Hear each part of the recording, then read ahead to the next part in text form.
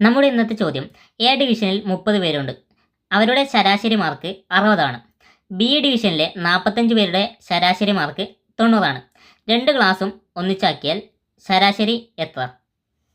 നമുക്ക് ചോദ്യത്തിൽ തന്നിട്ടുള്ള വിവരങ്ങൾ ആദ്യം എടുത്തു നോക്കാം. അതായത് എ ഡിവിഷനിൽ 30 പേരുണ്ട്. അവരുടെ ശരാശരി മാർക്ക് എന്ന് പറയുന്നത് 60ആണ്. അപ്പോൾ ടോട്ടൽ മാർക്ക് എന്ന് പറയുന്നത് 30 × 60 ആയിരിക്കും, ഈക്വൽ ടു 1800. അതുപോലെ ബി ക്ലാസ്സിൽ 45 പേരുണ്ട്. അവരുടെ ശരാശരി മാർക്ക് എന്ന് പറയുന്നത് 90ആണ്. അപ്പോൾ ആ ക്ലാസ്സിലെ ടോട്ടൽ മാർക്ക് എന്ന് പറയുന്നത് 45 × 90 ആയിരിക്കും, ഈക്വൽ ടു 4050.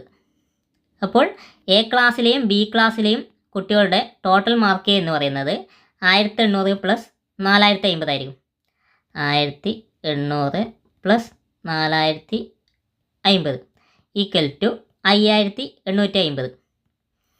ഈ രണ്ട് ക്ലാസ്സിലെയും ആകെ കുട്ടികളുടെ എണ്ണം എന്ന് പറയുന്നത് 30 + 45 ആയിരിക്കും. 30 + 45 ഈക്വൽ ടു 75. അപ്പോൾ ഈ രണ്ട് ക്ലാസ്സിലെയും ശരാശരി കണ്ടുപിടിക്കാൻ 5850 / 75 ചെയ്താൽ മതി. അതായത് 5850 / 75 ഈക്വൽ ടു 78. അപ്പോൾ നമ്മുടെ ഉത്തരം എന്ന് പറയുന്നത് 78 ആയിരിക്കും.